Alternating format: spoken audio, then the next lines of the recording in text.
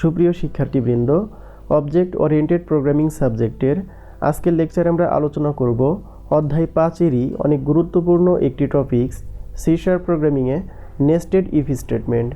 তো আমরা এখানে কথা না বাড়িয়ে সরাসরি আমাদের মূল লেকচারটি শুরু করতেছি।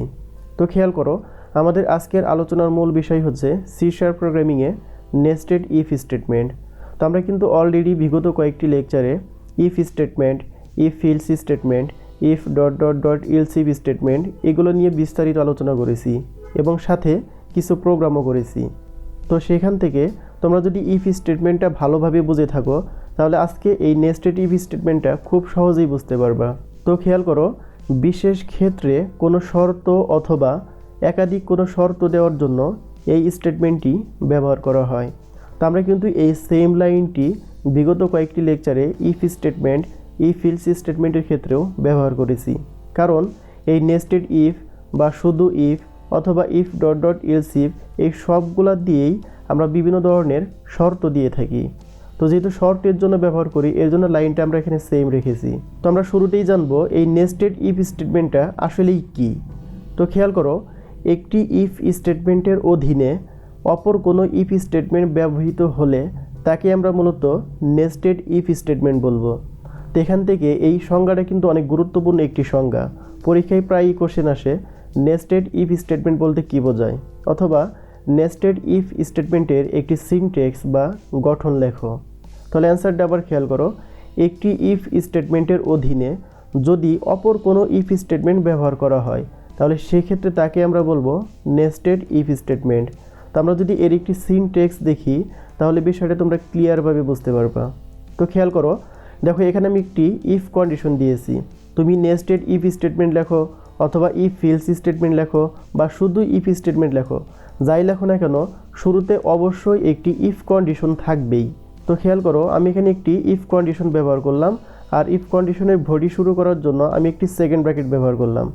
তো এখন দেখো, যেহেতু এটি একটি ইফ কন্ডিশন, আমরা যদি এই ইফ কন্ডিশনের ভেতরে বা এর অধীনে আরও একটি ইফ কন্ডিশন ব্যবহার করি তাহলে সেই ক্ষেত্রে তাকেই বলতে পারবো আমরা নেস্টেড ইফ স্টেটমেন্ট। এর জন্য আমরা এই সেকেন্ড ব্র্যাকেটের ভিতরে দেখা আরও একটি ইফ কন্ডিশন ব্যবহার করলাম। তো এই ইফ কন্ডিশনের অবশ্যই বডি থাকবে বা শুরু এবং শেষ থাকবে, এর জন্য তারপর আমরা একটা সেকেন্ড ব্র্যাকেট ব্যবহার করলাম। তো এখানে একটা বিষয় খেয়াল করো, এই যে ফার্স্ট যে সেকেন্ড ব্র্যাকেট এটা কিন্তু এই প্রথম যে ইফ কন্ডিশন আছে তার জন্য, আর এই যে এর ভেতরে যে আমরা ইফ কন্ডিশন ব্যবহার করেছি এটি শুরু করার জন্য কিন্তু আমরা এই যে আরেকটা সেকেন্ড ব্র্যাকেট ব্যবহার করেছি। তো খেয়াল করো, এই সেকেন্ড ব্র্যাকেটের পরে আমরা এখানে লিখেছি স্টেটমেন্ট।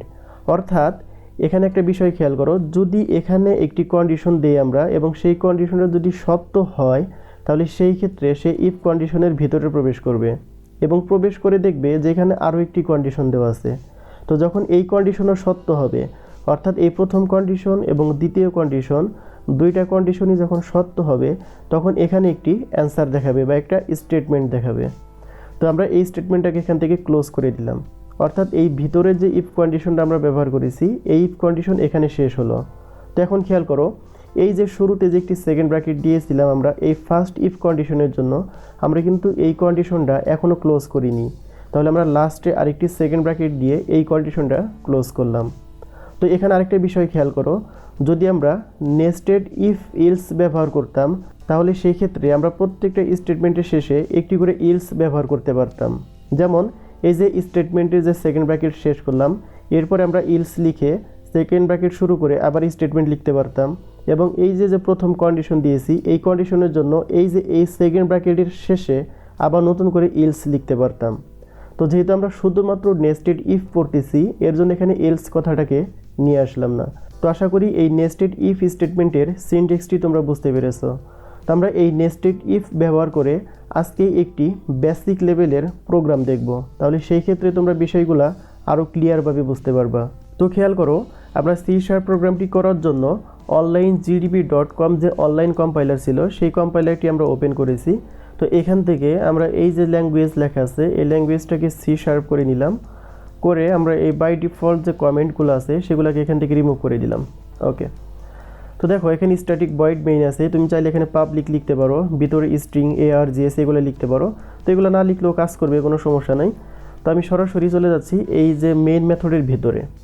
তো দেখো আমি এখানে খুবই বেসিক লেভেলের একটি প্রোগ্রাম করব জাস্ট নেস্টেড ইফ স্টেটমেন্টটা বোঝানোর জন্য। তো এখানে আমি একটি ইন্টিজার টাইপের ভেরিয়েবল ডিক্লেয়ার করলাম, যার নাম দিলাম আমরা এ, এবং এই ভেরিয়েবলের ভিতরে আমরা বাই ডিফল্ট একটা ভ্যালু দিয়ে দিই। আমরা ইউজারের কাছ থেকে কোনো ইনপুট নিব না, আমরা সরাসরি এখানে একটি ভ্যালু দিয়ে দিলাম, ইন্টিজার a = 100। একইভাবে আমরা আরেকটা ভেরিয়েবল নিলাম এখানে, ইন্টিজার b = ধরো এই ভেরিয়েবলের মান দিলাম আমরা 200। তো আমাদের মূল টার্গেট থাকবে এই a এবং b এই দুইটাকেই সরাসরি আউটপুটে দেখানো একটি কন্ডিশনের মাধ্যমে। তো দেখো আমরা এখান থেকে আচ্ছা এই লাইনটাকে আমরা কেটে দিই যেহেতু এটা আমাদের লাগতেছে না। ওকে, তো আমরা সরাসরি এখানে একটি ইফ কন্ডিশন লিখব। তাহলে আমরা লিখলাম ইফ, খেয়াল করো, ইফ a = 100, অর্থাৎ এর মান যদি 100 এর সমান হয়। তো দেখো আমরা কিন্তু অলরেডি এখানে এর মান 100 ডিক্লেয়ার করে দিয়েছি, তার মানে অবশ্যই কন্ডিশনটা সত্য। তাহলে সেই ক্ষেত্রে এটি ইফ কন্ডিশনের ভিতরে প্রবেশ করলো। প্রবেশ করার পর দেখো এর ভিতরে আমরা আরেকটি ইফ কন্ডিশন দিলাম, তাহলে সেই ক্ষেত্রে এটা নেস্টেড হয়ে গেল। তো এই ইফ কন্ডিশনের ভিতরে আমি আরও একটি কন্ডিশন দিলাম যে b = 200। যেহেতু আমরা এর মান এখানে 100 লিখেছি, আবার b এর মান 200 দিয়েছি, তাহলে আমরা জাস্ট এই মানগুলো দিয়ে এখানে কম্পেয়ার করতেছি। তো খেয়াল করো, ফার্স্ট আমরা লিখেছি যদি এর মান 100 এর সমান হয়। আমি আশা করি এখানে দুইটা ইকুয়াল কেন ব্যবহার করেছি এটি তোমরা অলরেডি জানো, যেহেতু আমরা বিগত কোনো একটি লেকচারে এগুলো নিয়ে বিস্তারিত আলোচনা করেছি। তো সমান অর্থে মূলত দুইটি ইকুয়াল ব্যবহার করা হয়। তো a = 100, অর্থাৎ এর মান যদি 100 এর সমান হয়, তাহলে সেই ক্ষেত্রে এটি ইফ কন্ডিশনের ভিতরে প্রবেশ করবে। প্রবেশ করার পর দেখো এখানে নতুন আরও একটি কন্ডিশন দিয়েছি যে যদি b এর মান 200 এর সমান হয়, তাহলে সেই ক্ষেত্রে এই ইফ কন্ডিশনের ভিতরে প্রবেশ করবে এবং প্রবেশ করে এখানে একটি অ্যান্সার দেখাবে।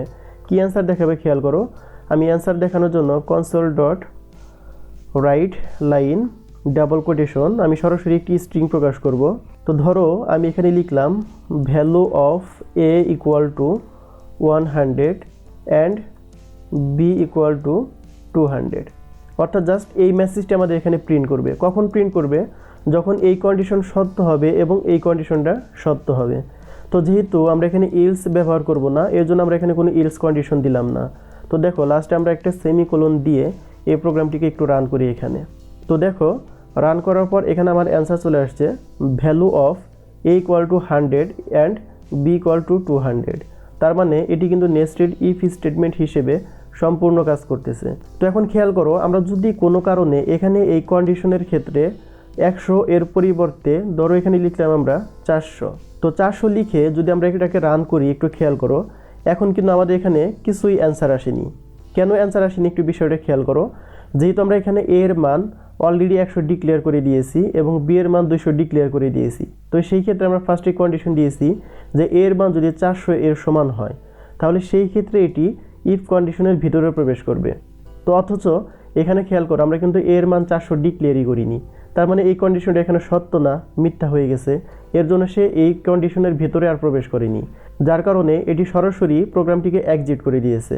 তো আমরা যদি এখানে কোনো কারণে এলসি স্টেটমেন্ট ব্যবহার করতাম, তাহলে সেই ক্ষেত্রে অন্যথায় অর্থে কোনো একটি আউটপুট হয়তোবা আমাদের এখানে দেখাইতো। তো যাই হোক, আশা করি তোমরা প্রোগ্রামটি বুঝতে পেরেছো। তো আগামী লেকচার দেখার আমন্ত্রণ জানিয়ে আজকে আমরা এখানেই বিদায় নিচ্ছি। আল্লাহ হাফেজ।